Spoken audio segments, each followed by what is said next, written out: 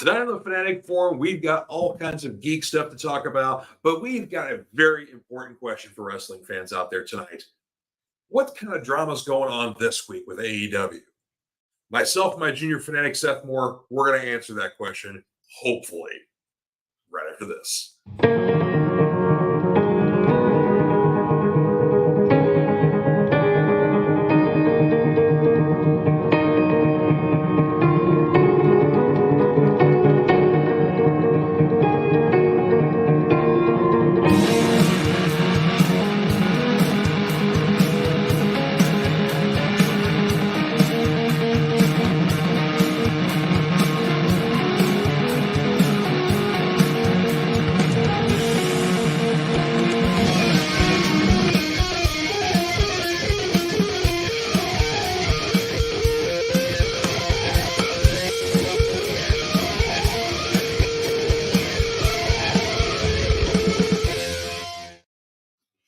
Hey everybody, happy Friday and welcome to the Fanatic Forum. I'm your fanatic and host, George Buehler. Hope everybody's having a good week out there. It's been a little bit of interesting weather, here in the Kentuckiana area. It's been like, desert heat, and then now we've got really nice, weather past couple of days. I've been able to walk to the shop. It's been, it's been very lovely, So, I don't want my summer to go away entirely, but I'm kind of done with the heat wave as well. So, anywho. We got a hot topic to talk about here as a transition for that, because we're going to be talking wrestling tonight, specifically AEW, All Elite Wrestling has got a little bit of drama going on here. There are firings, there are fights, there's, erroneous reports being made by wrestling news sites here, some good, some bad, all kinds of stuff here. But to help me break this all down, of course, a lot of other geek topics here, my junior fanatic, my brother from another mother, my Rosencrantz to my Guildenstern here, Seth Moore. How you doing, sir? Hello, I am here. I am worn out. I'll tell you, it's been a day, but it's been a good day, a productive day. So good. But yeah. I love the screen name, Seth the Dragon Wilson. That's awesome. Thank you. Yeah, it was. I was just thinking, Ricky the Dragon kept, doing his, dragon swerve and everything, and yeah. So we got to give some love to action movie star Don the Dragon Wilson. So, oh yeah, totally underrated. Blood Fist films. Blood Fist. That was what they were. Yes. Yeah, I know you can find all 8 of them on YouTube, I believe. And yes, they're amazing. Yeah. Oh, good stuff there. If you like your B action movie stuff there, I mean, there's a lot of those unsung action heroes that only the real fans know. You said, Don the Dragon, Michael Dudikoff, Cynthia Rothrock. Oh, so I love Cynthia Rothrock. See, the trick with the kung fu movies and this kind of stuff is it's like even the direct-to-video stuff that you think would be terrible, right? Depending on who's in it, the skill level that they possess transcends however bad looking the rest of the movie is. So it's right. Like that, yeah, that's part of the appeal. Like, Don the Dragon, yes, Blood Fist looked like garbage, but Don the Dragon Wilson did not. So yeah, I mean, you have a star, and then you could have a garbage movie around the star. Right. But the star will improve the movie just by being in it. A great example will be the Snake Eater films. Those are also garbage, but you have Lorenzo Lamas in a duster and the super mullet, and being Lorenzo Lamas in the 80s and early 90s. Yeah, he's kind of a golden god, Yeah, it works. Like it does. Yeah. So there you go. So, but man, what a tangent we've already got on here. I know. We don't plan this stuff. It just, it just happens. This is normal conversation between the two of us here. Yeah, so it there really you go. is. Yeah, bless Michelle's heart for having to deal with it. Well, sometimes she enjoys it. She doesn't know necessarily what we're talking about most of the time, but she seems to be amused by it. So let's get a couple of comments on here. Diamond Dave Mattingly chiming in saying, for him, summer can go burn in the fire. Oh, see, I love me some summer. So man, but as hot as it's been though, I gotta agree with that. I gotta agree. Yeah. But I like the heat, so I don't know. So yeah, you are a very warm-blooded animal, and I'm a very cold-blooded animal. But yeah, well, no, I would be there'd be the opposite, because I would be cold-blooded because I like the heat because I like to stay warm. But you are a warm-blooded animal, so you like the cold. Right. Already. So flip it, review, and read. Right, yeah. Yeah. Dave's chiming in saying, speaking of wrestlers, he saw that They Live on the big screen for its 35th anniversary. Oh, Oh, yeah, right in nice. theaters locally. So this That past is Sunday and cool. Wednesdays. Oh, I would have dug seeing that in the theaters. Yeah. That was a I gotta video. say, I appreciate those, like, little Fathom event kind of things that they do from time to time. I try and keep up with them, and I'll catch a Totally. riff tracks every once in a while. And, Yeah. I think if you and I didn't have our pay-per-view thing going on, like, where we usually hang out for them, that I would do the theater version of that too, like the Oh, Fathom yeah. does. Yeah, But, those are cool. Yeah, because I think yeah, our local theater, Crown Point, does that kind of stuff too. So yeah. they're not like they don't do Fathom. They're not that brand, but they bring in older movies and stuff like that Yeah, too. yeah. Yeah, and I know that, yeah, I know the yeah, Fathom's the one around here, so that's the one that I Yeah, think that's of, what but the oh shoot, the Escape brand. Yeah, yeah, so yeah, yeah, those are nice theaters. So yeah. But seeing They Live in that's awesome. Yeah. be cool. Yeah, yeah. I was saying, and Michelle, I think I showed it to you once. Michelle got me a novelty soda, and it was a bubblegum soda, but it had Rowdy Piper from the other. Yes, yeah, I remember that. Yeah, you showed it to me. Yeah, all out of bubblegum soda. It was tasty too. It was like Yeah, it was a good soda because like it wasn't like too. I was expecting to be like super sweet, and it wasn't. So it had a nice little kind of cut to it. So it wasn't super. yeah. Yeah, I remember you were Man, debating pretty hard on whether or not you would drink it, or you should I drink and it. I I folded, and I was like, I gotta be, Yeah. No, I mean, it can. I was on team drink it because I remember when I went to the Star Trek exhibit at the Science Museum when they had, like, all the props from the show there and everything, and in the gift shop, they had, like, Romulan ale energy drinks, and, so it's like I had to get one, and of course, I had to taste it just so that I could say I drank Romulan ale, but, Mhm. yeah. And we'll see. But I thought Romulan was like supposed to be alcoholic, and in this case, It it was just an energy drink. So Yeah. Carol Oh, Ann hello. was, yeah, Carol Ann was giving me the nudge, saying The she wanted to be on nudge. camera again. So she Yeah. enjoys her public here. So say hi, Carol Ann. Say hi. Hi, Carol Ann. Yeah, you'll be seeing Anyway. Moxley's tail go back and forth too, like a little shark. Well, see, we have our fur babies on the Fanatic Forum here, so they make appearances from time to time. So, Awesome. uh, yeah. So anyway, so I understand. Of course, you've been knee deep in initially Baldur's Gate, but then now, of course, you moved on to Starfield. But Yeah, uh, and it's not, and I'm not even finished with Baldur's Gate. That's the sad thing, is that mhm. it's one of those things where, I there is not enough time in a day to devote to either one of these games like I want to. And I've already got something like 65 hours in Baldur's Gate. Wow. And yeah, it's been fantastic because did you ever play Dragon Age? Uh No, I don't think I've ever played Dragon Age. No. Oh, okay. That was another BioWare RPG, and, of course, there's BioWare made the first 2 Baldur's Gate games, but this feels more Dragon Agey with how it's presented, like, with, the more third-person camera and the cutscenes the way they are, which I Okay. love, and, yeah, it's been an interesting adventure because, I've been playing in the period of time where they before the or during the first 2 patches, Okay. so, like, some of the stuff in the games were kind of happening out of sequence. So, like, there are romances, then you can apparently romance any of the characters in the game, right? Oh And, wow. yeah, so, and people are having, like, they're getting a companion, and then, like, immediately the romance option starts, and they're in a relationship, like, 2 seconds after meeting them. And, so, like, yeah, the running joke was that this game was real thirsty. And yeah, it was, 'cause, yeah, there was a giant man druid bear thing that, tried to hook up with me at one point, and it was like, "Nah, buddy, we're just pals. Like, you're cool." Now, actually, he wasn't cool, he made me mad. Like, he wants to come in my camp, and he wants to stay. His character name is Haslin, and he's a druid. Okay. Uh, yeah, and, a part of the quest line that you'll get is you're supposed to, like, you can either save this grove full of tieflings or, help the goblin camp just raise it to the ground. And, Okay. of course, Haslin is, trapped in there in the goblin camp, and, you can either free him or, kill him or whatever, but if Right. he's got a chance to become a companion later on if you free him.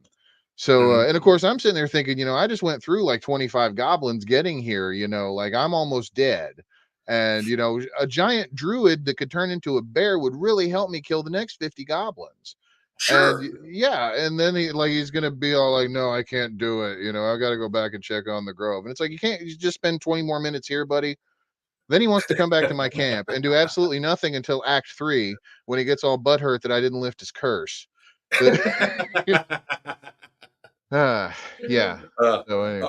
I've seen like these long form videos on social media, advertising Baldur's Gate, but they're all focusing like they're going after the animal people, like the fur baby parents, but whatnot, because they're like, Oh my oh, gosh, you yes. can talk to animals in this game, like, and they talk back to you, and you can Yes. interact with them and have relationships. So like they showed the video of like the dog Scratch, when like you first Uh-huh. come up on him, and like his master's dead, but he's still protecting him, and then Yes. later on he finds you and you like start giving him pets and throwing the ball to him, and suddenly you're friends. And like the next scene they show, he brings in like a juvenile owl bear, and like they're friends now, and like he brings them over to you, and like you're friends with like a young owl bear. Like, this is cool.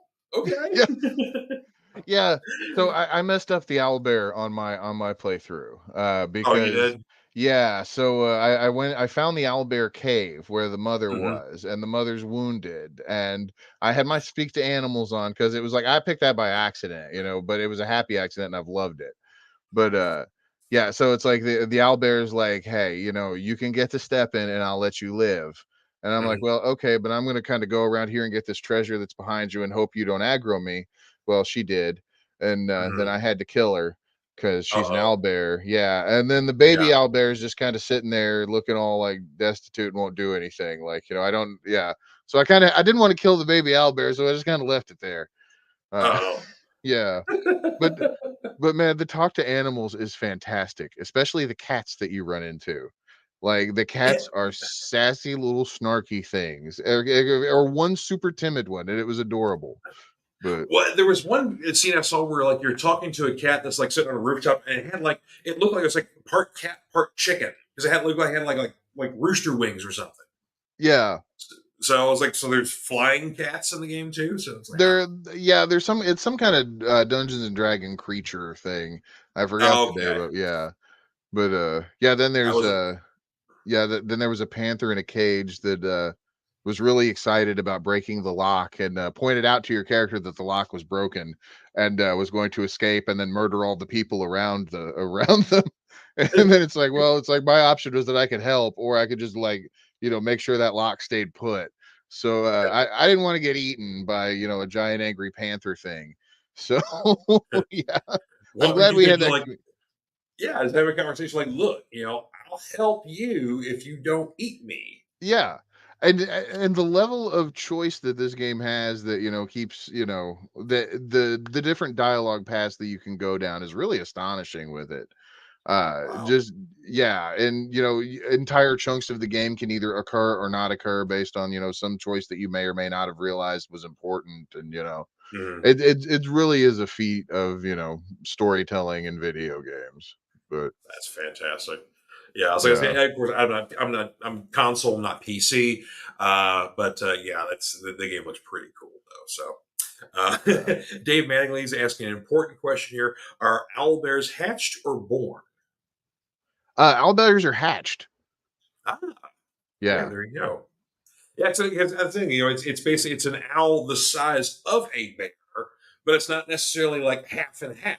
Yeah. I mean, it's So still yeah, like just as gnarly as a bear. Like, yeah, you don't want sure, to. yeah. Yeah, that owlbear tried I to mean, wreck my world, but Owlbears have been the bane of existence in a lot of the D&D, yeah, world anyway. So, there is a uh, heavy metal band now called Owlbear, by the way, which is on Bandcamp, and I just discovered. And yeah, I bought that album, and it was fantastic. okay, yeah, I'm gonna have to check Yeah, that out. Andre, our buddy on here, owner of Straight Up Issues, saying he's getting Full Metal Alchemist Little Girl Dog Chimera vibes. I don't watch Full Metal Alchemist, so sorry, dude. I know you love your anime, but it's like I don't.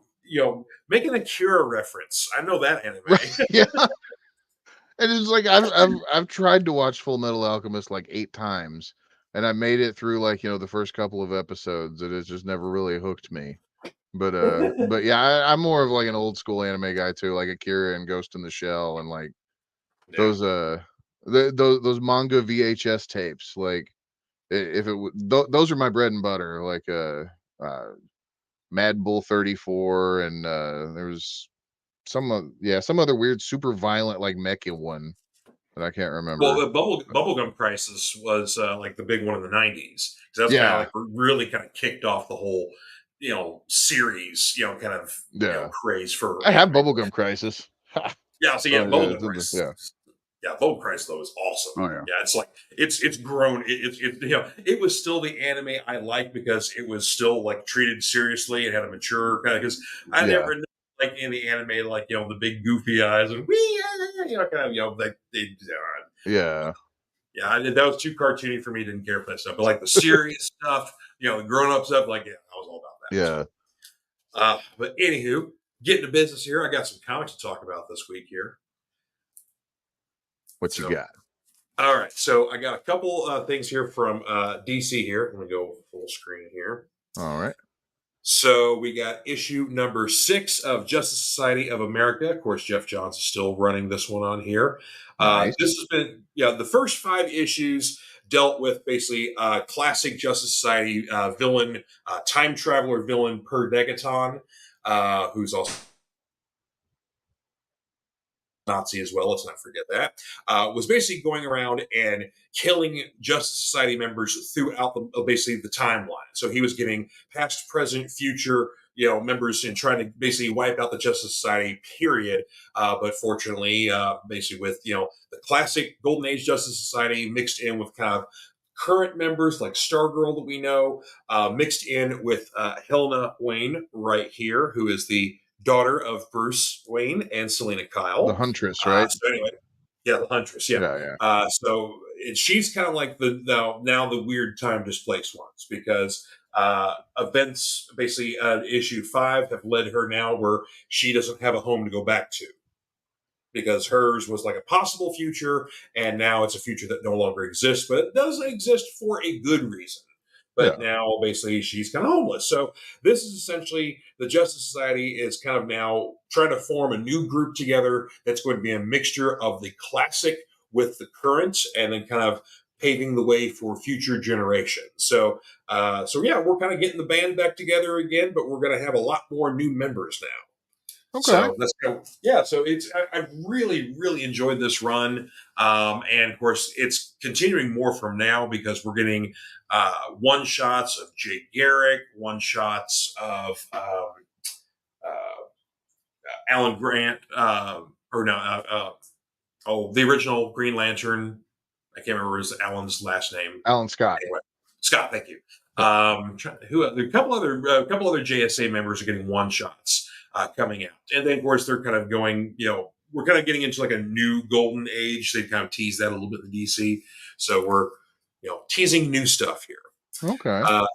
Next up here, we've got issue 137 of Batman. This is, of course, part 2 of the Gotham War pitting Catwoman against Batman. Basically, since we've had the whole kind of like big superhero things going on and then Insomnia doing the whole Night Terrors thing, all the superheroes have been very much distracted. So Catwoman has been taking this opportunity to take control of the Gotham underworld. But how she's doing it is she's basically collecting all the, knock around thugs, henchmen, whatever else from all the other bad guys, taking them over to her camp and then actually giving them training so they can maybe pull off the jobs and perform them better without hurting anybody or doing anything. You get the thing, you get the job done, you get the heck out of there and leave no Right. trace.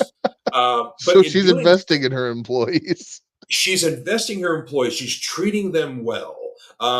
She's again personally training them or getting in them in training programs, sort of things like that. But also, it's cutting down on general crime and violence and whatever else because basically the guys that are doing the jobs are getting cuts of the job, so they're actually making money. They don't have to go out and knock over liquor stores or rob banks and stuff like that because basically they're stealing from like the super rich and whatever. So it's some of the Bat family are actually a bit conflicted because her way works Yeah. and it's kind of better for Gotham.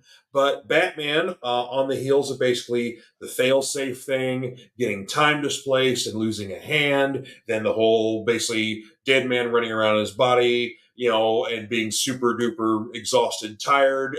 Wait, he lost a Also, hand? he lost a hand. Yeah. Yeah. He got a hand straight up cut off, and now he's got this robot hand that was put on when he was over in the other, basically the other Gotham that didn't have a Batman. Yeah. But the hand has got benefits now because like it can like produce smoke and it's got other little tech things to it. So it's basically now another tool. But yeah, he's straight up. Bruce is missing a hand now. Oh, wow. Uh, and he's kind of being a little coy about it. Some people know about it, some people don't. So he kind of sees it as both a negative and a positive. But Okay. either way, though, Bruce is getting older. Bruce is losing it.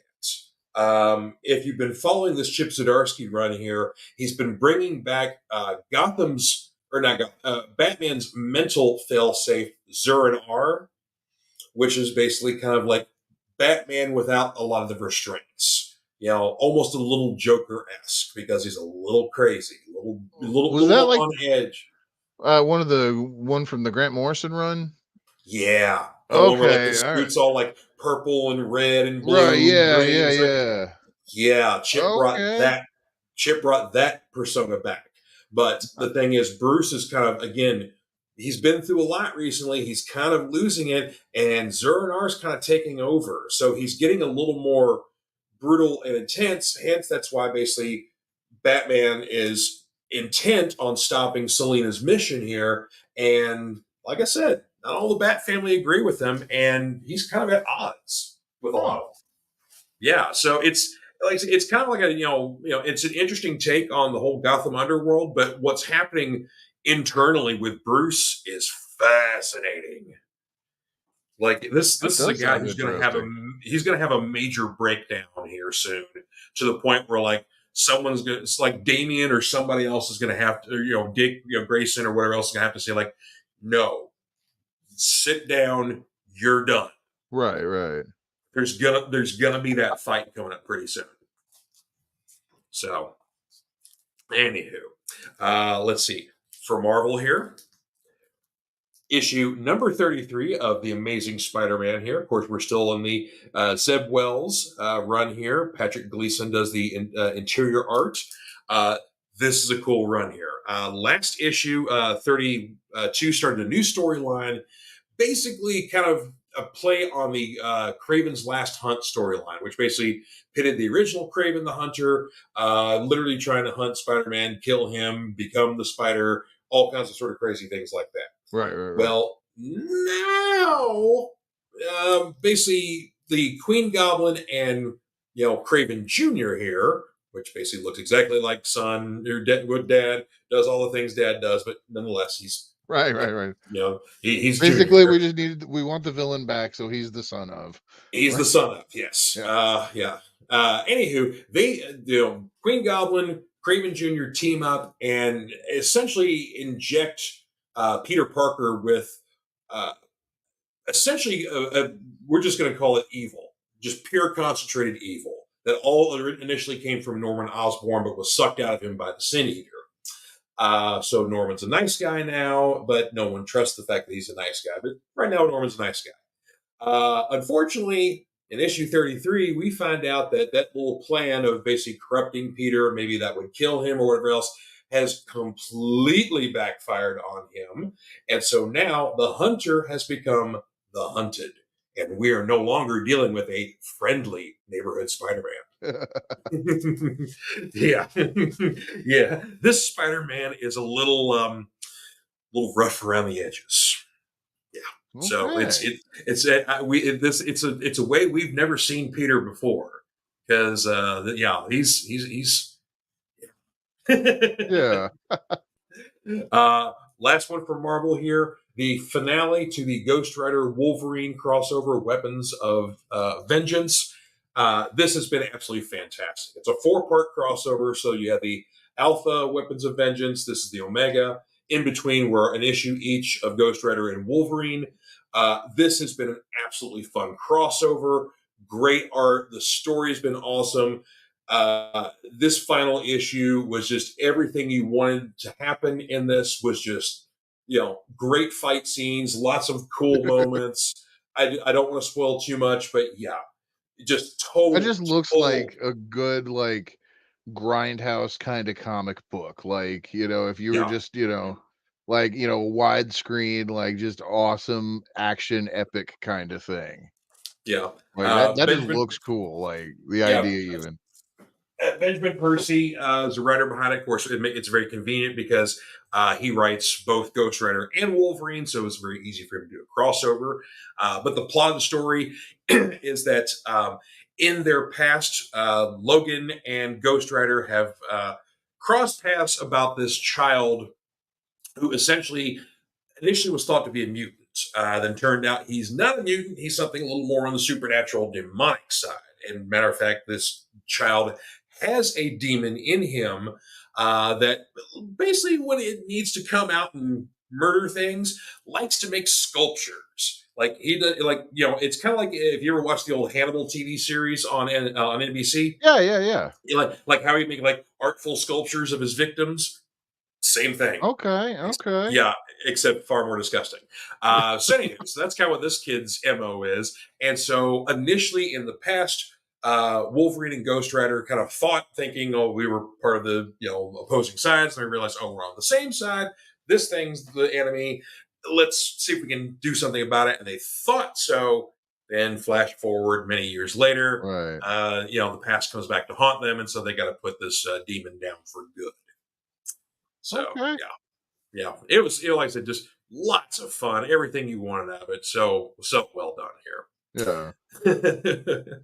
Let's see. Dave Mattingly chiming in, talk about Justice Society, saying the current Justice Society run has been very interesting. It's great to see Detective Chimp on the team. Yep, Oh, I yep, love Detective Chimp. yeah. He's been more of the modern day iteration of the group, but yeah. And what has been really interesting too.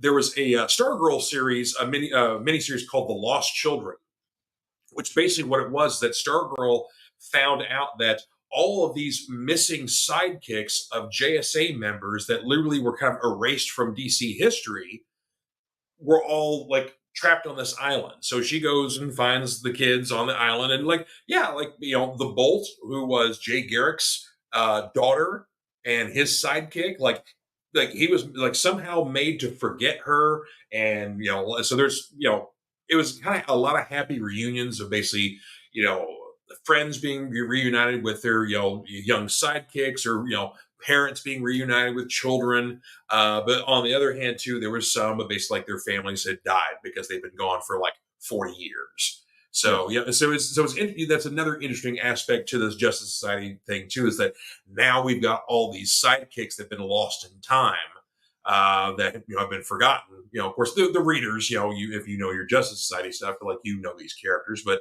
in Right. continuity, they've been forgotten for a very long time. So yeah, interesting. Yeah. What about Andre? We've had many discussions over Batman and his theories on what Batman actually is. So he says now he can only touch Robin with one hand. No, he's got a robot hand with other extra features. So I'm sure there's other things they're doing there. But anywho, Dave chiming in saying it seems like missing a hand would make it harder to keep a secret identity. He just wears a lot of gloves, apparently, Yeah. because like the hand's metal and it's black or whatnot. So like when he's in Batman gear, it's not a thing. And then when he's Bruce Wayne, I don't know. He just that right hand's in his pocket a It's lot. in his I, pocket. I, I yeah, I don't know, but yeah, he's definitely hiding it. But of course, lately Bruce has not been making a lot of like public appearances. We're seeing more Batman than we are Bruce. So. Yeah. Oh, we haven't seen Starro Jr. in a while. That was trying to think whose run that was.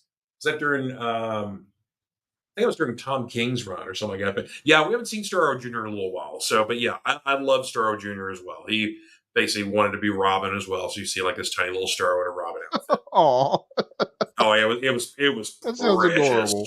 It really was, yeah. So Dave saying the Spider Ham take on Ravens last hunt was crazy fun. Yeah, and Spider matter of Ham. fact, we just got a Spider Ham book in the shop not too long ago because man, those are hard to come by. So Andre saying the Spider Man who laughs, almost, yeah. He's like I said, it's definitely. Definitely not a nice one here. No. Dave saying, if he remembers right, the recent Craven Jr. is one of a dozen or so clones of Craven, but he murdered all the others to be the only one. Yes, that is correct. Yeah, but he is a clone of I can't remember what Craven's actual name is, like Vladimir Anatoly, something, Mm. Russian, something, something. Anywho, but yes, but he is 100% a clone of his father. But yes, he did kill all the others.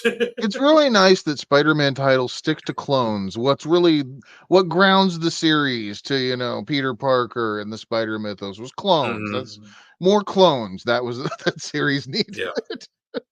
Oh yes, you're absolutely correct, Dave. Yeah, another grotesque body sculptor was Marvel's Daredevil's enemy Muse. Yeah, that was during Charles Solei's run. Yeah, he's Oh, a I cool. remember that. Yeah. Yeah, it's just like he Yeah, was that all was white and stuff like creepy. that. Yeah, he's creepy. Yeah. Yeah. Good call, Dave.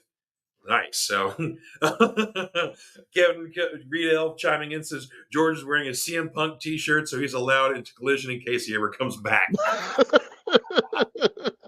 Oh yeah, we're Yeah. going to talk about that here in just a bit. Here, Oh man. Cade coming in from Cartoon Commotion. Hiya, homies. What's new tonight? Late to the party.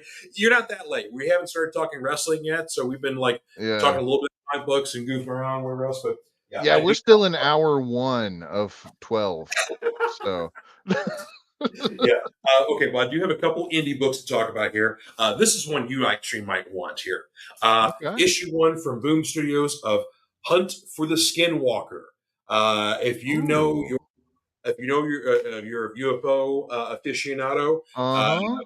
this is that hunt for the Skinwalker based off that case study at Skinwalker Ranch. Have you Uh, read it yet? I've read the first issue. Yes, I've never Okay, read the. okay. Okay, I was gonna say, does anybody attack an alien with a samurai sword? Not yet. Okay, okay, because that Yeah. supposedly happened. Yes. Well, this is supposed to be a 3 issue series, so this is kind of like um, getting things kicked off here. We are introduced to a family who basically wanted to move out to a ranch, start a farm, sort of thing like that. They've had a lot of odd goings on, and at first they thought they had like a wolf coming onto their property, attacking, basically their cattle, attacking them, whatever else. Then turns out maybe it's not a wolf, it's something bigger, or then like other odd things happen. So when you first think we were kind of dealing with maybe the like the Native American mythology of skinwalkers and shapeshifters and were creatures and whatnot. But then things change, and we're dealing with extraterrestrials here Yeah. because this is actually based on an actual case study of basically, weird goings on at this ranch, and then basically a team of scientists and professors come out to study, and the stuff they find and the things they happen are unbelievable, but they are 100% true. Yeah, So, so what's going on with the cover? Like, is that like a gimmick cover or is it just yeah, I it's basically like, because like there's the house right there, and there's like these like weird creatures kind of superimposed in the background, and these weird eyes over that too. So yeah, it's just supposed to be this yeah. big, creepy, imposing sort of cover here. Yeah, snag me Um, one of them. I want one. That looks yeah, cool. yeah. Some of the incentive variant covers. There's one. I think it's like the 1 in 50 cover for this one. It's terrifying.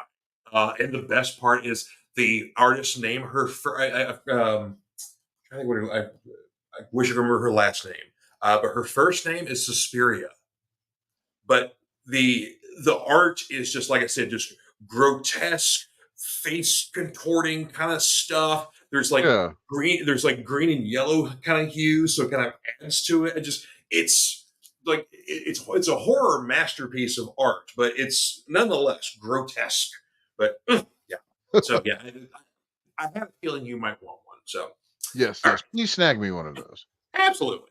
Next up here, I absolutely love this series from the beginning here, from Comics Experience, which actually is located here in Shelbyville, Kentucky.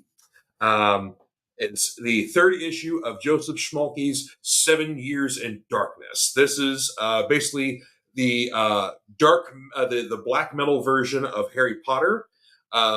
Basically, you've got every 200 years, the School of Wizardry opens its doors to allow I believe 200 children or 200, I'm sorry, 250 children into their school. Only 7 will graduate and survive.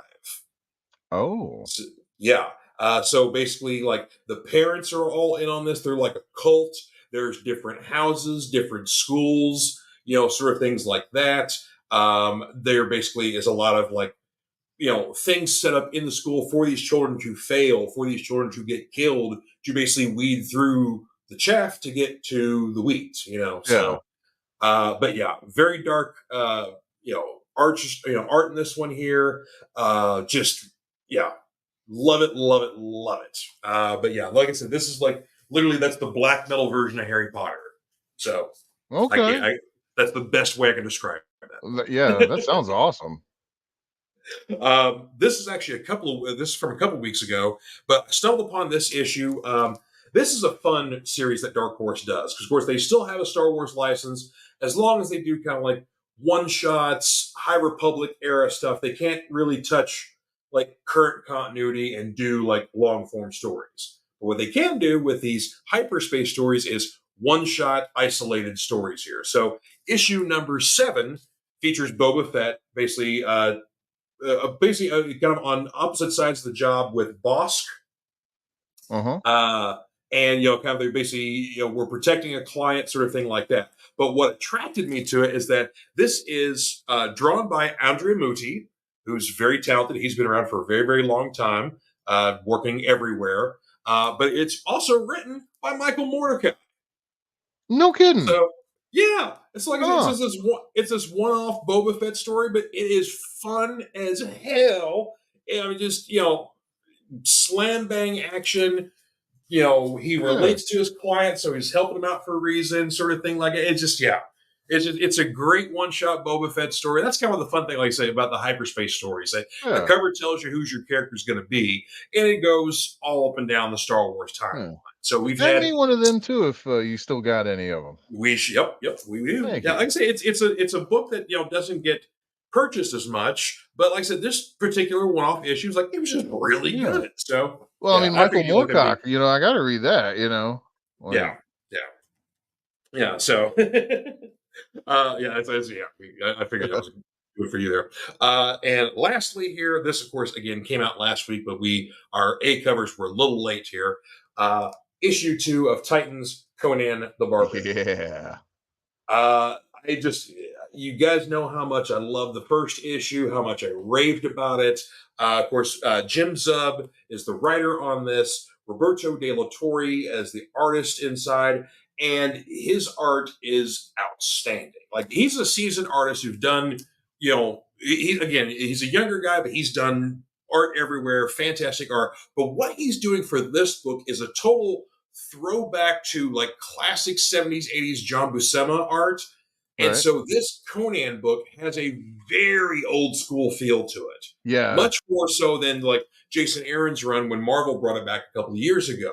Like this feels like you're reading a time capsule in the absolute best way possible. Yeah, I loved that first issue. I can't wait to get to dive into that second one because I mean, Yeah, it felt like a Conan book.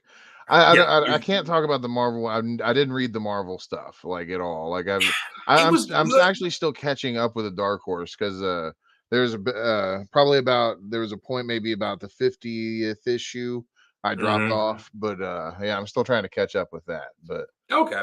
yeah, The Marvel return for Conan was good, not great. There was like Jason Aaron started off really well, and then he kind of left the book, and it was in a little bit of limbo for a couple of issues, and then ironically, Jim Zub took over, and he finished the book for like the last 10 issues of the series. So so it kind of had a little bit rough part, and then when Jim took over, things were fine. right, But yeah, just like it kind of I think the main thing is that Jason had this idea of doing like this large story arc that went over like the entire series, as opposed to doing isolated story or maybe like doing a mini series for a few issues and then going on to something else, going on to something right, else. So right. like, but he wanted to do this like really long epic form Conan story that continued in the 6 issue King Conan thing, where basically you've got Conan and Thalthamon basically both thought to be dead, and trying to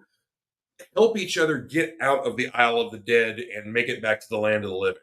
But at the same time, Conan had zero intention of bringing Thothamon back. So Yeah. yeah, so it's like so there was some good stuff in there, but there's kind of like Yeah. So, but this run for Titan has just been, Yeah. I couldn't love it anymore. A couple of comments here before we take a break for a second here.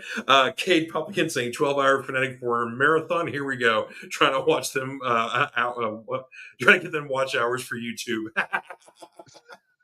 Yeah, you know what? That's not a bad idea. We'll do like a Joe Bob esque marathon Yeah. sometime. Yeah, we can set it up and like do donations and be like YouTubers or whatever. Or Yeah, like there you go. those kids that you know how the kids play the games and they get stuff donated to them. Oh Yeah. yeah. Yeah. Not an idea. So Yeah. actually, Dave, it's not a holographic cover. Yeah, it was just I've got a bag too. That's that's why it's Yeah, got. no, that's what I was saying. To me, it looked like the way you were holding it, like it looked cool. Like, Mhm. because I guess it was the light, but it was just kind of like yeah, it looked like one of those holographic or not holographic, but the Yeah, like it's yeah. definitely with image within an image because like you look at it up close, you're like, okay, there's this and this and this superposed, but then like you draw it back, it's like, oh, is this kind of like a Oh yeah, it's like face? a face, yeah. Yeah, so it's like, But yeah, it's oh, still doing it. Whenever you get a chance, like check out the video because I don't think you're seeing what we're talking about, you're probably not, yeah, but but yeah, check out the video. 'Cause it looks cool though. It really does. But mhm. yeah, And Cartoon Coach says, something, it always seems to come back to aliens. You're right, yeah, yeah. yeah. It's like how the X-Files used to be. Whenever, every episode it would be aliens, and Scully's like, "No, I think it's something else," and Mulder's like, "I've been right every other time." It You know, always comes back to that's why aliens, yeah. we're here. And Dave commenting on the 7 Years in Darkness, saying you're a wizard sacrifice, Harry. Yeah, I don't know if Harry Potter would make it through this school here. This one's a little rough. Yeah. uh, Cade saying, Cartoon Motion saying, I love that classic looking Star Wars cover. Yeah, like I said, Oh yeah, that thing looks cool. yeah, that's what's fun about this series. It's like literally just. I mean, there's one episode where you've got like Ray and Finn running around doing stuff. There was another issue, Luke and Leia are doing things, and then so that's it. It's you just take your known Star Wars characters, give them a little one shot adventure, and just Yeah. just a fun series. But that particular was a really good issue there. So Dave commenting about the Conan books and the Conan art style reminds me a bit of Boris Vallejo. The Marvel Conan stuff was fun, especially him. Oh well, him meeting Doctor Yeah, Doom. we talked about that actually once before. We sure did. Yeah. That happened in Savage Avengers, though. Okay, yeah. Yeah, because they did a storyline in the Avengers where they go into the past, and basically Conan comes back with them, and so Conan is in the modern day. Um, but it's a bit of an anomaly because, of course, later on Marvel, since Marvel lost the license, they literally do a story where they're doing kind of a return to the 2099 stuff, and Conan was there with them, and yada yada yada, with a group Right. of Savage Avengers, and they kill Conan because again can't do it. But it's kind of an anomaly because Conan still exists in the past, but then at one point he will pop out of the timeline because he's in our timeline. He gets killed over there, but he's still. It's a thing. Time Yeah. travel. Let's see here. Cartoon Commotion saying Seth's literally getting a personal comic book claim sale. That's really just what just happened. Well, see, this Oh, is what happens. that happens every time. Like, yeah. Yeah, he'll Yeah, come it's on also what here, happens. yeah. Yeah, he'll When start showing what he thinks. Yeah. when your best friend works at a comic book shop and Seth is on the show and gets to see the goodies that I brought in here and says, "Oh, I like that too." That's how it works. So if you live closer, Yeah. Cade, it would work for you too. So Yeah. That's pretty awesome. let's see here. Cartoon Commercial says, Seth, tell me more about games that get money. That sounds rewarding and fun. Teach me the ways. No, Yeah, yeah, it blows my mind that there's people like the Twitch streamers that can sit there and play like they'll have like a video game on one monitor, they'll have like a Twitch chat going like how we got chat going on here, and they're mm-hmm. playing games and people are paying money to so that other people or like they'll pay $1 so that the streamer will say their name. And Yep. like, yeah, and it's just like I don't begrudge it. Hey, anybody that can do it, more power to you. You know, I like I bet you come on Fanatic Forum, I'll say your name for free. right, yeah. You know, it's just the idea that that is now like that can be a legit occupation to me just, Yeah, blows my mind crazy. sometimes. But yeah. Mm, But crazy. something like this too, where like you and I can sit here and like, talk and other people can participate and everything too. Like that's Yeah, no, I think yeah. Yeah. that. Well, we're going to take a break here for just a second to acknowledge our sponsor, Comic Books for Kids. When we come back, we got some wrestling talk we got to do here because Yes, we do. we are 45 minutes in of talking about fun stuff here, but we got some serious we got some Told serious you it things was to talk hour one. about. We will be right back. Comic Books for Kids provides comic books to kids in hospitals and cancer centers across the U.S. It's a place where we can all work together to make sure every child has a comic book. 100% of all proceeds go towards the kids. It's about making a difference, and while they're in the hospital, allowing them to fly like a superhero, battle dragons, or rescue teddy bears. We are in every state in the country and now support over 160 hospitals. Every month, we add more. Visit cb4k.org. Hey, we are back. We have a bidding war in the chat here. Apparently, Dave Mangley says that he'll say your name for just 50 cents. But then Cade from Cartoon Commotion comes in and says he'll do it for 25 cents. Well, hey, both are a bargain at twice the price. So, So, all right. So we are here mostly because we're talking wrestling today here. Because there's been some stuff going on. I mean, AEW has had some great highs and some tremendous lows, and it literally happened all in a week's time. So, I mean, just let's start with All In, which was their very first show from London. They were at Wembley Stadium, right. over 81,000 paid attendance.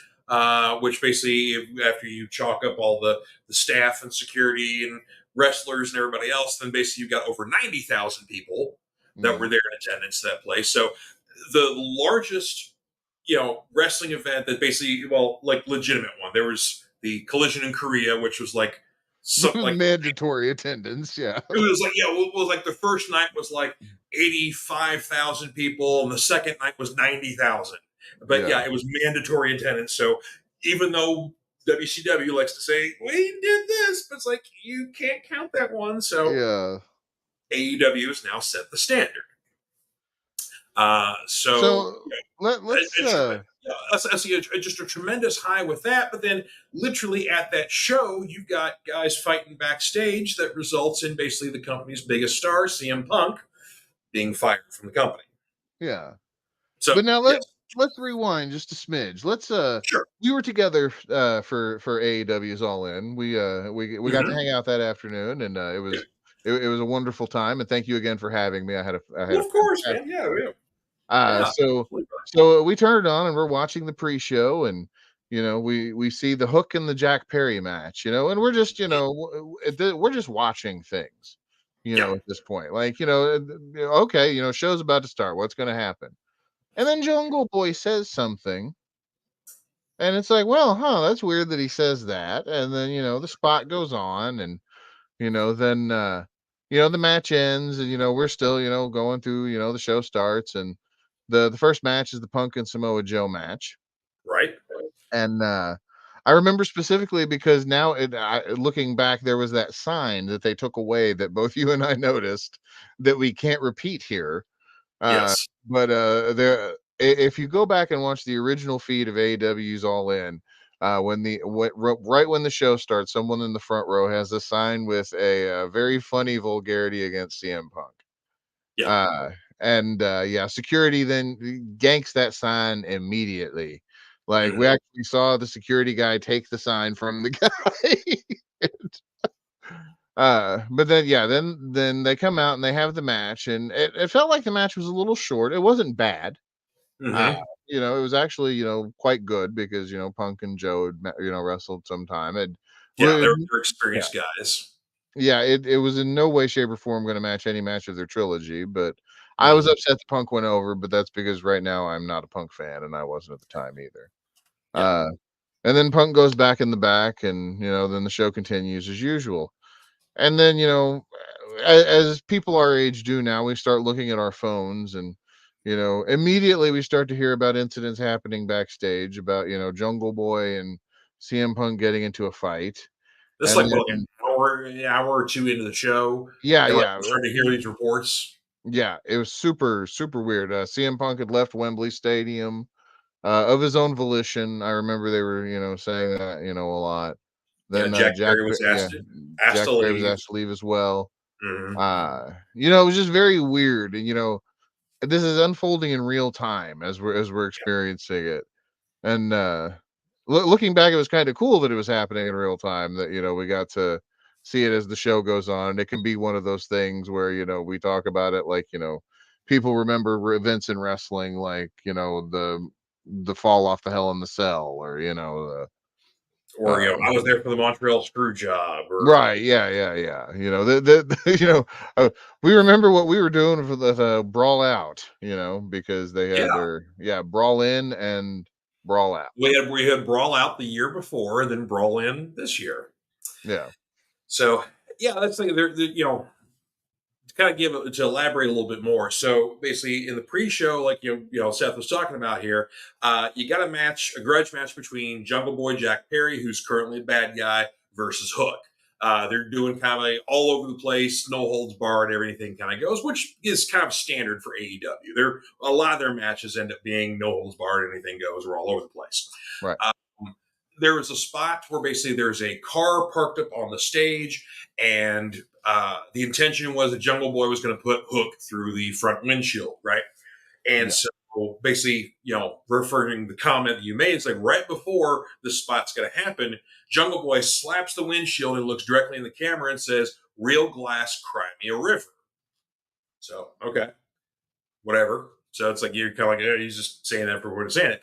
But if you are a person who sticks to the wrestling news, finds out the goings on of your favorite company, wants to know all the dirt that's going on, and infighting or anything, any drama, whatever else, that a few weeks prior to this show, Jungle Boy wanted to do a similar spot, and the backstage producers and other officials were like, "No, we're not really set up to do that one. Let's not do this. A smaller show. Let's not do it." And Jungle Boy was not. It was reported he was throwing a fit because he couldn't get this thing going. Right.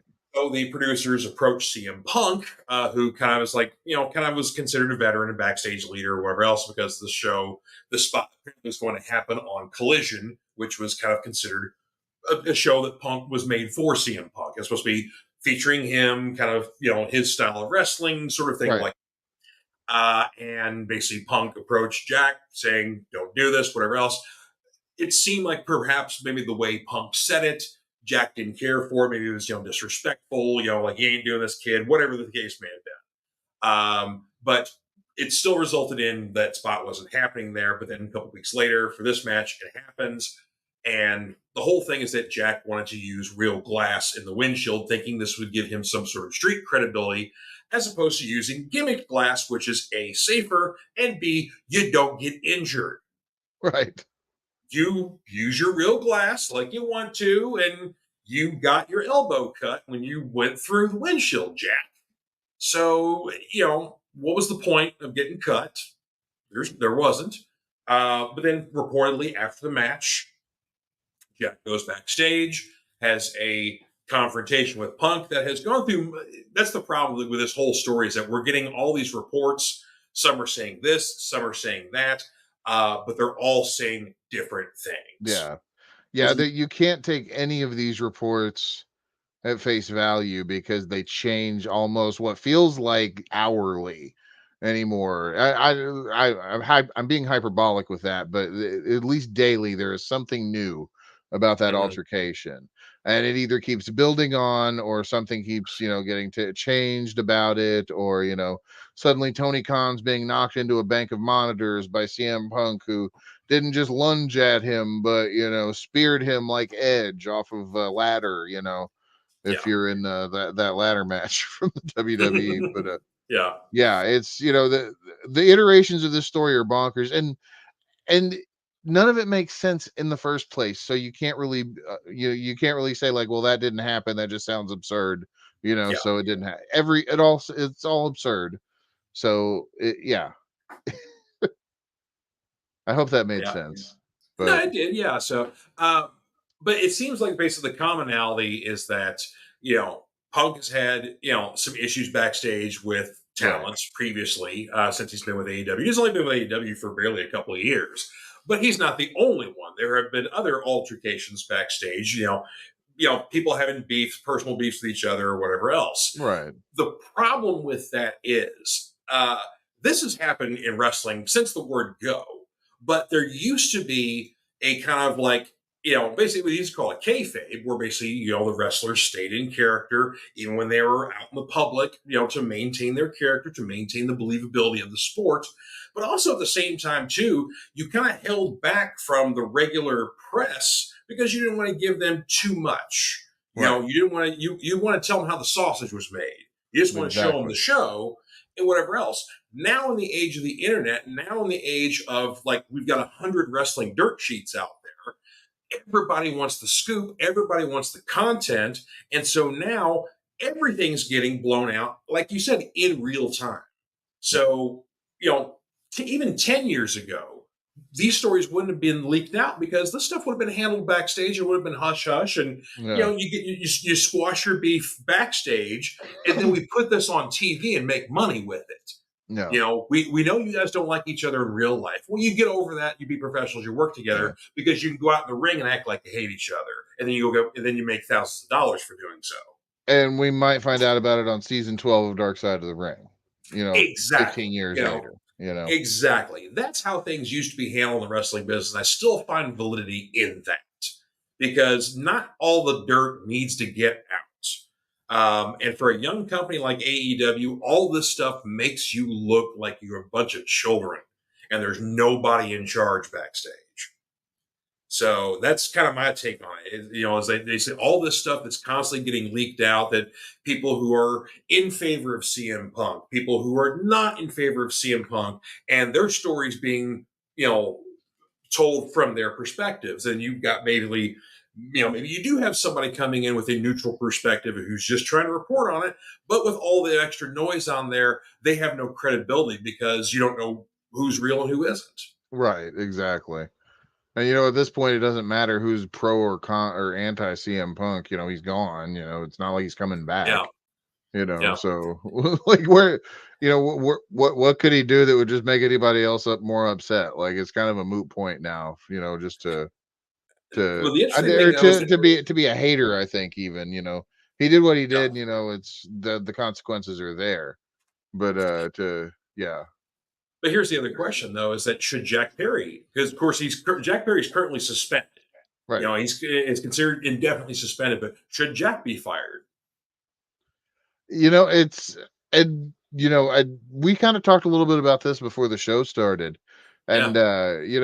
And I realized that I was coming with the narrative of events the way I understood them, and then you had said that you had heard it in a different way, and then I'm Hmm. sitting there thinking it's like I can't argue this because neither one of us know. Like, Yeah. there's the very real likelihood that he did something to agitate Punk that we don't know about, that hasn't come out yet, or has, and we just don't believe it, or don't Right. acknowledge it, because he may have shoulder checked him, Yeah. I think and it's again, there's so many different reports that basically, so after Perry's match, he goes backstage and literally basically because like Jack Perry's match was part of the pre-show.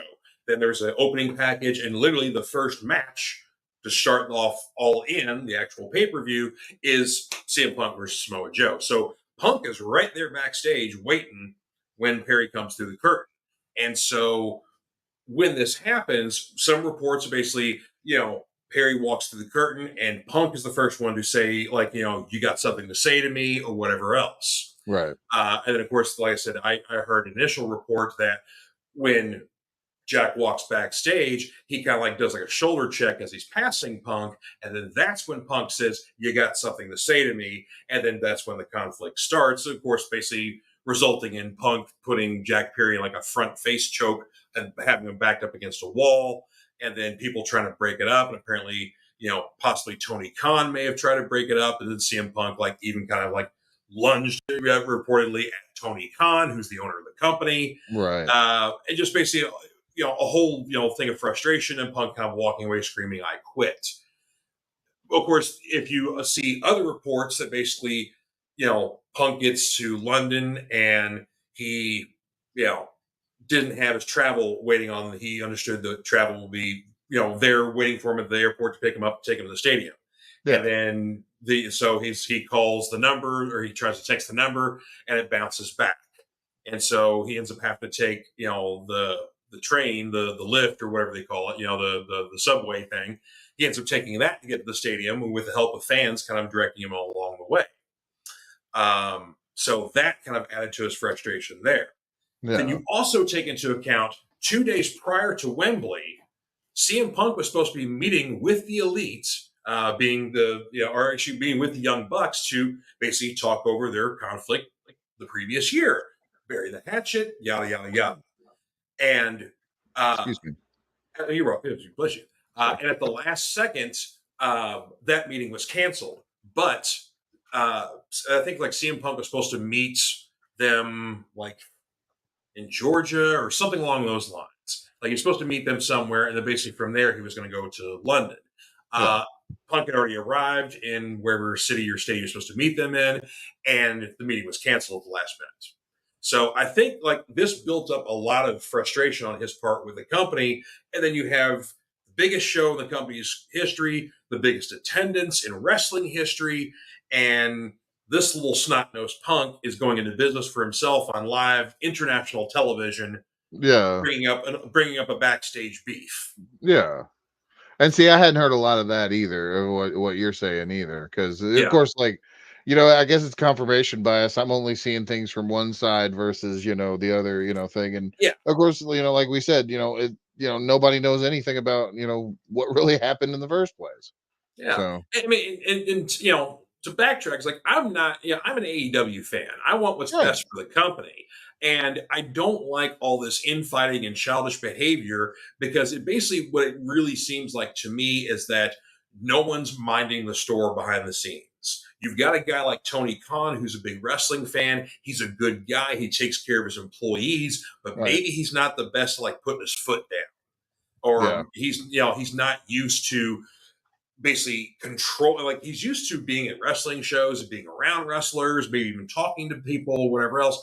But what he's not used to is running a company, being in control of these people. And that's an entirely different situation there. Like, these can't be, like you could be friendly to them, but these can't be your friends because they're your employees. And sometimes you got to bring the thunder down on them when they're not doing, the right thing. So it's hard to say, last year, was it the Bucks' fault? Was it, CM Punk's fault for their backstage fight? What led up to that? Well, CM Punk, had the media scrum where he's basically bashing the company, sitting next to the company's owner. That was unnecessary and embarrassing. Punk should have been embarrassed for himself for doing that. Tony should have been embarrassed for his main star doing that. And why? Right there, Tony didn't turn to Punk like, you don't like it? There's the door. Something along those lines. But then that leads to a fight backstage with other talent and CM Punk. And then you fast forward to a year, we've got more backstage fighting. And it's like, so now it seems that basically, whether or not, Tony Khan says he's the one that made the decision. He owned up to it on live national television. He owned up to the live Chicago crowd, expecting CM Punk the next night. Which is, I thought that was super cool. Like, and that was the only way that you could have shut down anything, because you knew that Chicago crowd was going to hijack the show if he didn't say anything. But he was real with them, and apparently from some people who were in attendance at the show, basically when Tony Khan came out prior to the show to announce to the crowd what had happened and that Punk was fired, for 7 straight minutes he was booed by the crowd. So really? Yeah, that didn't come out in the initial report, but Yeah, 7 straight Dang. minutes the crowd booed him. And he And sat there and then took it?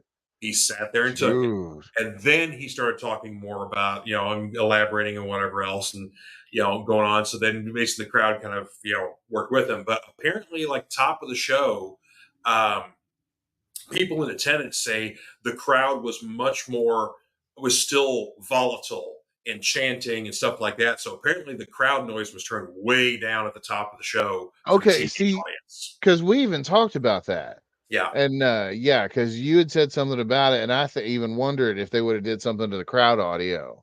Yeah. Because see, I thought that was what they were doing. Yay, me.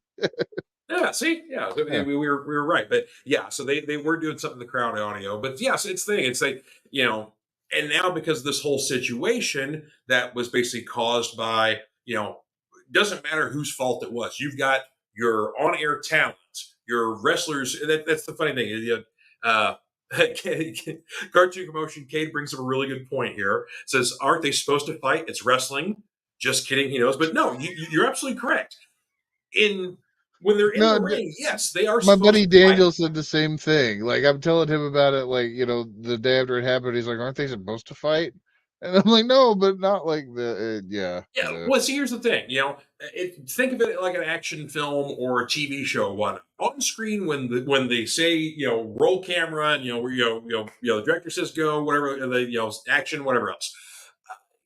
That's when, yes, they're supposed to fight, they're supposed to do their thing and their performance and whatever else. And then when they say cut, we go back to reality where we like each other. We are employees of the same company or whatever else. It's like if you worked at McDonald's, you don't fight with the guy who's making the fries because that's bad for business. Right. You join together and you make the food and you put the tray in front of the person and they smile because they got their Big Mac. That's how it's supposed to go. That's how wrestling's supposed to go. It's supposed to look like one thing, but actually be another. Exactly. But yes. you do have volatile personalities, or back in the day, you would have drug use involved, so it would make volatile personalities even further volatile. Yeah. And yeah, you get fights backstage. But like we said earlier, what's different is the age of the internet, the age of the multiple podcasts. People want stories, people want scoops, and sometimes stuff gets leaked, or actually all the time now, stuff gets leaked, Yeah. and there you go. So we got a couple of hot take opinions here. So we'll bring up Kevin Riedel, and he says that at the end of the day, Punk is responsible for his own actions, not Tony Khan, Jack Perry, Colt Cabana, the Elite, etc. That is a good point. Yep, he's not wrong. But at the same time, like I said, Jack Perry went into business for himself during a live pay-per-view. In front of the largest crowd they had, bringing on air a backstage beef that had no business being on television. If I was Tony, I'd fire Jack, teach him a lesson, grow up, kid. We do that in the bingo halls. We don't do that in front of 81,000 people. And he very well could. Yeah. I can't say that it's not a distinct possibility. It really is. Yeah, and frankly, with the elites, that was a backstage fight.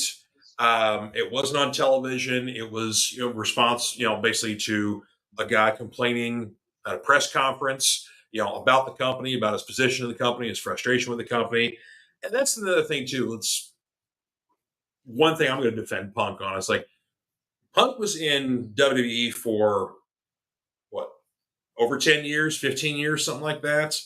Something like that, yeah. Did we ever hear of any backstage fights with other wrestlers? Like he had beefs against, management, like with Vince, and then eventually when Triple H kind of took over with management. But did we hear like he, picked a fight with the Undertaker, or he didn't like John, he picked a fight with John Cena backstage? Actually, yeah, I got to give that to you. I got to say, yeah. Yeah. I don't remember. I think what it comes down to, we talked about this at the top of the show, or actually we talked about this before the show, is that AEW, their whole goal, their whole, mission is to be the anti-WWE. So they purposely hired, a lot of wrestlers from the independents, from New Japan, guys who never have been in WWE whatsoever. So The main difference is that WWE has a distinct training program. They put all their people through. You learn all the ins and outs of wrestling from multiple different personas. You learn about how to perform for television. You learn how to, talk to the media. You learn how to talk to little children when you're doing Make-A-Wish stuff. Whatever else. You are trained on everything before you are put on television. Even though there's some people who think, oh, that guy's not very good or that girl's not very good, where else, they still went through a whole lot of stuff to get there. Yeah. And the majority of the guys and gals that are in AEW did not have that training.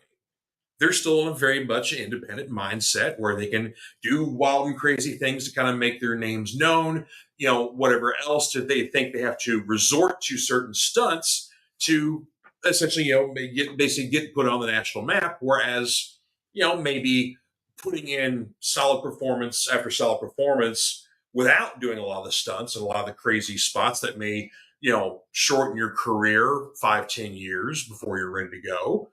Maybe you'll kind of, tone it down a little bit. But they're, like I said, they're not into that. They've got, AEW has the way they do things. And I think it's counterproductive for the company to bring in anybody from the WWE who had been there for a long period of time, because WWE guys are used to doing things one way, and all the indie guys are doing things a completely different way. And they're having major culture clashes. There's some guys who've been able to work with it. Sting seems to be able to work with it. Christian Cage seems to be able to work with it. But we've seen other wrestlers aside from Punk who've had backstage clashes or have had clashes professionally with people like, why are we doing this? This is not good. William Regal kind of left in frustration because of things that were going on backstage or things proposed. Yeah, that is true. Yeah, the whole, I want to work with my son was kind of an excuse, but he was also having a lot of backstage frustration. Yeah, he was not enjoying his time there. Aleister Black or Malachi Black, now, was also having a lot of backstage frustration. He and Buddy Murphy were trying to get back to WWE. Mm-hmm. Andrade got in a fight with Sammy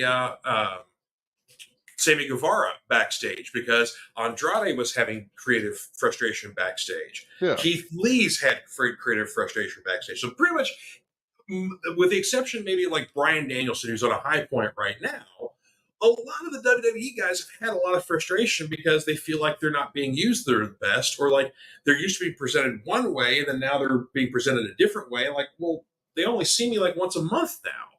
Sort of mentalities like that. So it's like, there is some major culture clash that's going on. So I think it's troublesome for AEW to bring in WWE people. Like, yeah, they want to put butts in seats and get big names to draw more people, but it's like, is it good for their brand? Yeah. You're kind of turning me around on that one. I was kind of questioning it at first, but that is a lot of good points. Because the more you look at it like that, yeah, it's like the more it is kind of those guys. Mm-hmm. And yeah, it's a complete clash of styles. So, but it's also the same mentality of why the WWE, while like right now probably they're PO'd that Tony Khan got 81,000 legitimate people in Wembley Stadium. So he's and that was awesome, and they deserved every bit of it. Yeah, but basically, quote unquote, the second-rate promotion now has a bigger number than Vince has ever drawn legitimately. So Vince, is on the warpath for the next WrestleMania to legitimately have 81,005. It's like, it's like he wants to beat that number more than anything in the world right now, because there's no way there's no way the little upstart guy is going to beat Vince. And that's their mindset that pretty much WWE essentially just looks down on the company. Some of the wrestlers look for it as an opportunity, another place to work, but there are a lot of people that work for the company and wrestlers who work for the company that just look down on the company completely, like, whatever. It's like, you're having fun now, but where will you be in 5 years, 10 years? And something that I think is very interesting too, that you look at people who are in the WWE who you would think might be interested to go there, like Kevin Owens specifically. Like Kevin Owens, or Edge. Well, the reason why I say Kevin Owens is Kevin Owens has a lot of friends over there, a Yep. ton of friends, that I'm sure that he would love to work with. I'm sure that he would love to, but he is happy at WWE. And there is something there that is not putting him, because that the offer's been made, at Oh yeah. one point in time. Talks have been had. There's Apparently, talks been had with Goldberg too. yeah. Good God, can you imagine it? The first person who doesn't respect Goldberg and he's going to go off on that kid? Yeah. Good Lord. You Yeah. want to talk about a backstage fight? Yeah, I mean, maybe Punk sucker punches people. Goldberg won't. Well, then you You won't. just need to get Chris Jericho, and Jericho would whip Goldberg's ass like he did the first time. Because no, you remember, like, Jericho legit, took down Goldberg backstage. Yep. Yeah. It, This did happen, folks. It was a backstage fight yeah. between, because that was back when they were both with WWE, right? No, that was the WCW. And Oh, that's right. It yeah, was. that was Goldberg streak Goldberg, Yeah. and because he was Okay. pissed off that Jericho kept doing the Jericho score thing, Yeah. ripped off the gimmick, making fun of Goldberg and challenging Goldberg, and of course Goldberg was Yeah. never going to go out there. And he said, I can't remember exactly what Jericho had said, but he had insulted him, and Goldberg's response was whatever Jericho had just said, but your mother of, or some variation of, which Booker T started laughing and found ridiculous. Yeah. And then they started to get into a scuffle, and Jericho actually gets him into Jericho actually gets Goldberg into a legit wrestling hold. I believe it was a crossface. And yeah, and I remember reading about it in Jericho's book, and he said that he was holding on, fully expecting Goldberg to buck him off like this giant bronco, and there was just no strength there. He just couldn't do it. It was just because Goldberg was he was just a huge beast, but against an actual wrestling hold, he couldn't do anything. Yeah, I guess Goldberg was basically, he was a football guy. He was not a wrestling guy. He was trained, but he was not a wrestling guy. Whereas basically Jericho had come from Canada. He'd been trained in the Right. dungeon. He worked in New Japan. So Jericho has some severe training. He's legit. He knows the Yeah. stuff. So yeah, I Last forgot survivor of that. the Heart Dungeon, master of 1,004 holds. That's right. Hole number 37, arm Arm bar. bar. All right. Kevin's got another comment here. It says, it's 2023. You can't get into multiple fights at work and threaten your boss and keep your employment. Wrestling needs to join the real world. I That 100% disagree. Wrestling is not the real world. It's never been the real world. It's always been under the auspice that it's trying to fool you into thinking it is real, but it isn't real. So, no, I 100% disagree with this statement. I'm going to agree with you there, because wrestling has always been its own self-policing thing. Cancel culture has never really touched wrestling, aside from, I mean, when it's genuinely had to. And I yeah, don't say with basically, cancel culture is a negative thing, by the way. I'm not trying to, no, deny it. it, I totally think that people should, yeah, whatever. But if wrestlers have committed criminal charges like against women or spouses or whatever else, and they actually did do it and they get arrested for it and they go to jail, right, that's yes, yeah. yeah. But We yeah, should not support them. Yes, but right. But you right, can't. What you're talking about is you can't get on somebody for saying something offensive because they're a bad guy, because that's their job. They're supposed right. to say offensive things. They're supposed to incite the crowd. Yes, So exactly. yeah. Yeah, So yeah, so somebody you're at a wrestling show and you call a lady fat because she's a little extra, but oh, you can't do that. You can't do that anymore. Yeah, you can, because we're at a wrestling show, and so yeah, all rules are off outside of your own personal safety. We'll still maintain that, yeah, but don't it's like don't go to a comedy club and complain when the comedian starts making fun of you. You bought a ticket to the comedy club. That's a right. thing that happens there. Yeah, Sort of thing like you go to a rock concert and you smell marijuana, because sometimes that happens, or you see a pair of naked breasts because sometimes that happens. yeah. You don't have to get naked, you don't have to smoke the joint, but they are present at these things, and you buy the ticket, you take the ride. True, true.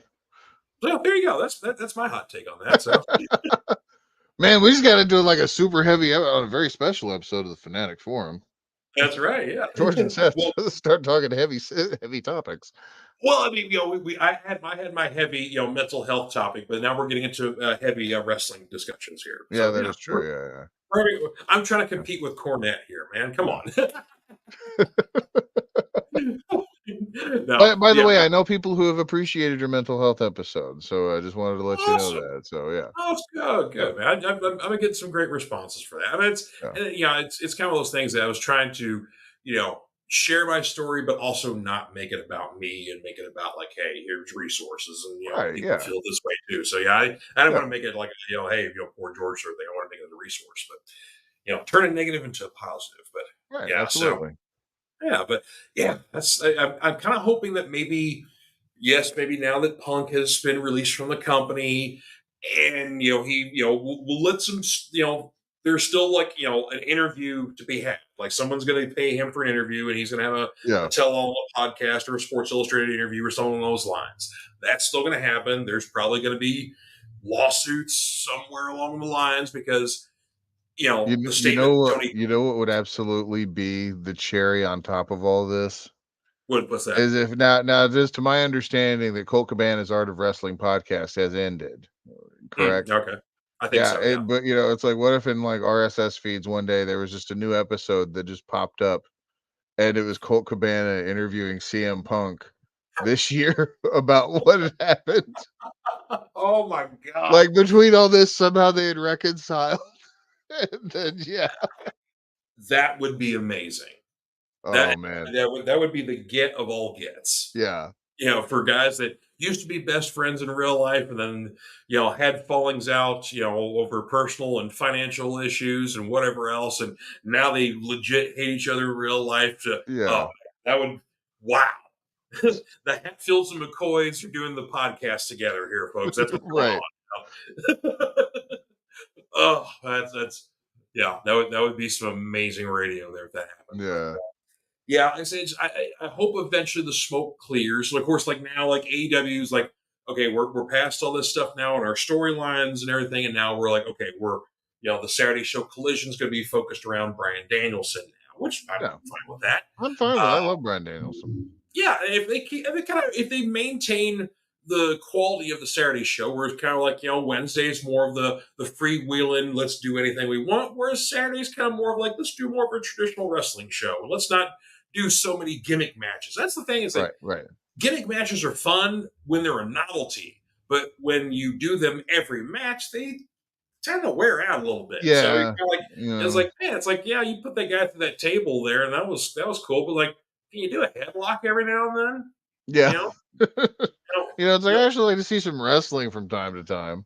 yeah, it's I know like that was one thing that always bothered mom sometimes was that was that like she would just get upset that they didn't actually wrestle. They just either stood there and taunted for 20 minutes or mm, did some kind of goofy stuff. Like she actually just wanted to see the wrestling.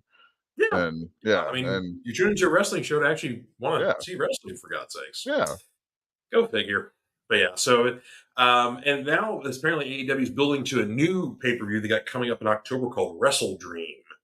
They yeah. announced it on Wednesday on Dynamite, basically just literally saying the name and the date happening in October, but no booking or anything about it. I'm like, that is probably one of the worst names for a wrestling pay per view since WWE did Great Balls of Fire. Yeah. And it sounds like some kind of a Japanese promotion It that does. like It's I'm one maybe very even one of those Joshi promotions or Joshi, how do you say it, Joshi. You're right. You're Joshi. Yeah. Joshi, okay.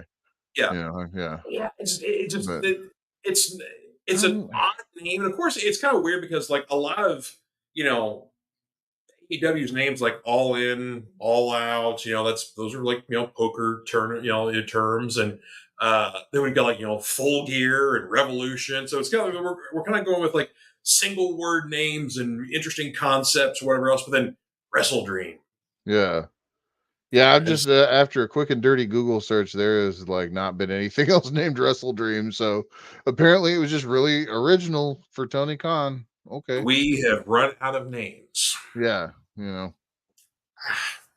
So we'll see what that one's all about. Maybe they could, AEW we know is want to add more to their pay-per-view roster because, of course, originally they started out with just only having 4 pay-per-views a year, and then they added Forbidden Door. That's going to be now a Right. yearly thing. So now basically we can add Wrestle Dream. So Yeah, so that takes us up to 6 I dream, pay-per-views. I Yeah. dream that's going to be a good show. I don't know. We'll see. Wait a minute. That actually makes it 7. So you got Yeah, it does. your 4 top, your 4 to start with. Yeah, Forbidden Door, Wrestle Dream, All and In. all in. Yeah, that makes it Because sad. they're going to keep doing All In over there. Yeah, that's the thing is that they, Not saying that they shouldn't, because absolutely cater to the British fans, but yeah, and it was announced literally at the Wembley Stadium show that they're going to come back next year to do Wembley Stadium again, same time. And Tony's got the idea that I want to do 1 week do All In London, and then the next week go back to the States and do All Out somewhere else. So it was like you're going to hit us twice in a week for $50 pay-per-views every yeah. year now. Yeah, and as much as I love AEW, for $50 a pop for 7 times a year, I don't love them that much. Yeah, like And I watched All In with you. I did not watch All Out. yeah, I was only you interested know, really in the strap match between Danielson and Ricky Starks, yeah, which I heard was awesome. But other than that, I was not interested in any other match on that card. yeah, and yeah, I hope they don't price themselves out, or I hope that I keep hearing that there is this new streaming gig that they keep wanting to start, or that's going to get announced soon. Everything I hear about it is whatever it is going to be imminent. Uh, but It's they're a Warner it, Brothers Discovery company, and Warner Brothers Discovery or Warner Brothers Discovery has Max as their streaming right, service, and the one big thing that's missing from Max is live sports. no, You got HBO when they do their boxing, on occasion, but that's the only sport HBO does is boxing yeah, on random occasions when it's not on pay-per-view. So yeah, it's like they don't have baseball, they don't have football or anything like that. So it's like, yeah, yeah, and see, that kind of even scares me too, because it's if AEW had their own standalone app that that I could get. I know they've got outside of the states, but I would yeah, subscribe to it. I would pay $15 a month, to be able to stream the dynamites, as they happen, and right, all the live. I want the TV feeds, as they happen. I'd pay directly for that, sure, but like I. I'm worried that if they bundle it with something like Max, then that would be an add-on to it. So then I would need to subscribe to Max. Then this other add-on package that then is AEW worth $25 a month then, per se? Like, if that's the price that we're talking about. I'm not a sports guy. The only thing I watch is wrestling. yeah. But I For want to me, support AEW, but there is a limit. well, I think one thing if they do, basically, kind of what basically very much see AEW moving to Max being very much like the relationship the WWE and the NBC Peacock app have, where basically, they have other live sports on there, but WWE has their own hub. All their pay-per-views are now called premium live events, and they happen on Peacock now. So you're basically paying, now the fee went up, so now I'm paying $6 a month for Peacock, and I get my WWE pay-per-views, and I don't have to pay for them anymore. Right. So I very much see that happening in some way for AEW going on over to Max. What would make it better for fans is also having access to Ring of Honor. So if you have access to Ring of Honor and AEW, then you basically, you stick their, weekly television shows on there, you add new content, you do their pay-per-views, and their full libraries are available on Max. That could do it for fans, I think. That could be, yeah. Yeah, if you essentially set it up like WWE has set up, themselves on Peacock, where all their content, just pretty much everything on the app, was on there, but sometimes they take stuff off or Yeah. whatever else. Their streaming services do that, whatever. But yeah, essentially the WWE app just moved over to Peacock, so all their stuff is there, and they produce new content and new documentaries and whatever else. So if AEW does the same thing, but they do AEW and Ring of Honor, and then whatever access to other libraries maybe they can get their hands on that WWE does not have.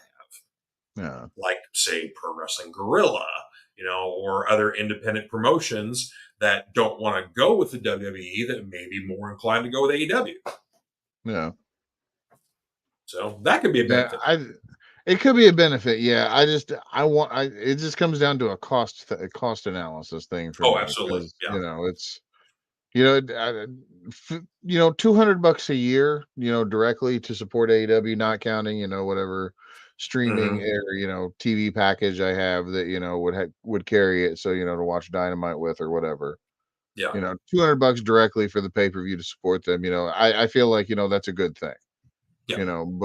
but at some point my wallet does stretch thin, and, they are coming very, very close to this capacity. That's a good And point. yeah, but I will make an argument, though, for Max's content. They are the DC Comics hub. So all the DC content, TV shows, movies, animated series, animated films, all that content is available on HBO Max as well. So, okay. yeah. And also, HBO Max has the Turner Classic Movies hub on there. So they're trying to compete with Hulu with having the Criterion content. Well, actually, no, they don't have that anymore because Criterion's got their own app. But Criterion Yeah. used to be on Hulu. So HBO's got, like, they hit you with the old movies, and then they're with the HBO app, so they hit you with the new stuff, and then the HBO series, and then here's all the Discovery Channel stuff and its whole family of shows and reality series and whatever else, and then we also hit you with DC content. We hit you with Cartoon Network, Adult Swim. So Right. and now since they got Discovery, that also includes PBS. So you got a lot of content on HBO Max right now. I keep calling it HBO Okay. Max because it's just Max, but Right. Yeah. But and they're not I'd a do the sponsor. same thing here. Yeah, they're not a sponsor, by the way. So I don't know why I'm doing a great commercial for them, but yeah, I'm doing a great commercial there. So HBO Yeah. Max, pay up. Right. Yeah. You owe us money now. Exactly. Yeah. All right. Well, I think we have covered the topic as about best as we can here. So, Yeah. we any we did final blow well thoughts? past hour one. Yes, we did. Yeah. Any final thoughts on the topic here of the Uh. AEW drama and the Punk firing and whatever else? Yeah. No. I'm glad he's not there, and I'll be ready for whenever it's no longer the hot topic too. I'm Yeah, tired of hearing about it. Like, it's good. you know, Good point. yeah. But Yeah. Like I said, I'm disappointed in the company that they couldn't work things out, and that's the thing is, I'm used to, I'm such an old school fan, and you are too. It's like we're used to the guys, maybe they didn't like each other backstage, but they still were able to turn it to a big money match. Like, yeah, AEW lost out because we didn't get, a 6-man tag match of CM Punk and FTR teaming up with the Young Bucks and Kenny Omega. Like, we didn't get yeah, that fight. We didn't get, or any other person that CM Punk may have had a beef with backstage that they could turn into a, thing, or, even do a thing where, CM Punk is, lashing out at the company on air and trying to maybe turn Tony into like a Vince McMahon kind of character, just, yeah. do a riff on that or something. It's like You there's know, so many ways it could have worked out. I'm even thinking too that, out of all the things that have happened in wrestling, you even had something like Matt Hardy and Edge, you know. Perfect example. Yeah, that Perfect. they had every reason to shiv each other. Mm-hmm. Just bloody in the ring, they had every reason to, the Mm-hmm. both of them. But, Yep. no. I think part of that though might have been Vince McMahon just telling them that they were going to do it, or, Oh, yeah. yeah, You they just both didn't have fired. a Yeah. choice. Yeah. You know. And for anybody that needs any framing reference, you don't know what we're talking about. This happened, of course, in the mid 2000s, but at the time, wrestler Matt Hardy was in real life dating wrestler Lita, who on camera they were partners, tag Mhm. partners, part of the same group, whatever else. But they became sweet on each other in real life, and were dating, and yada yada yada, and very serious and lovey lovey lovey. Well, then apparently things, they maybe got on separate shows or something like that. Basically, the couple started splitting up, and then Lita started talking to Edge, and basically because they were on the same show together, started forming a relationship, whatever else. And then basically, as it turned out, they end up getting intimate with each other. Unfortunately, Lita was still involved with Matt, and Edge was married at the time. Yeah. And so initially, Matt Hardy was fired from the company just to basically get him out of the way because Edge was the bigger star at the time. So let's keep Edge. We'll fire Matt and just, we've got this thing dust out. But the fans wouldn't let it go. And so Matt ends up getting hired back, and they're actually able to turn a real life thing into an on-air angle. Lita turned into a bad guy, started going around with Edge and turning on the salacious behavior, and they're having sex in the ring and whatever all salacious stuff like that. Whereas Matt is the sympathetic cuckold guy, basically watching his girlfriend being taken away by the bad guy. Right. Yeah. So and the fans ate it up. They turned into big money matches. It was great segments because the promos were fire because they're turning their real life stuff into promos, and so they're literally saying the things they probably said to each other backstage on air. So, So that's a perfect example of turning. It's like Jerry Jarrett said, real problems create money. Yeah. If you can relate the struggle, the feud, or whatever else to the audience to make it easy for them, you took my girl, you took my money, you took my belt, or whatever else, or you took my spot on the roster, or whatever the case may be. That's easy stuff. Yeah. And then you turn that into cash. Making big feuds out of it. So there you go. Yep. Well, I think we're wrapped up there. So yeah, we had another good one though. We did, yeah. We're going like an hour and 40 here, so almost, yeah. So, well, sir, once again, I can't thank you enough for always being on here and chatting with us. You're very welcome. Thank you again for having me. Always a pleasure. Always enjoy it. Absolutely. So can't wait for next time. So yeah, absolutely. And so, of course, next weekend, Saturday the 16th of September, is an auspicious day for comic book fans because that's Batman Day. Woo! Yep. So comic book stores around the country will have freebies. I don't know how much stock stores will have, but I know there is a foil reprint. I think it's Batman 627. That was the first issue of Hush, I think. But either way, the Batman issue that's the first issue of the Hush storyline. They're doing a virgin foil reprint of that cover. And when you buy it, you get a blind pack black and white Batman figure. So they got these little miniature figures that like different Batman artists did of like the black and white style Batman. So you got like Jason Fabok and I'm not sure if like Kelly Jones has one, but like basically like 6 different well-known artists designed the figure. And so they got these little blind bag things. So if you buy the foil book, then you get a blind bag figure. So yeah. But of course, there's other free stuff on Batman Day. We at Clobbered Comics, we're going to have a sale as well. So yeah, all kinds of cool stuff. Nice. So yeah, so so next Saturday, Batman Day, go to your local comic shop and get you some Batman books. Anyway, you all have yourselves a wonderful weekend and a wonderful time out there. And we will see you guys next time on the Fanatic Forum. So take care, everybody.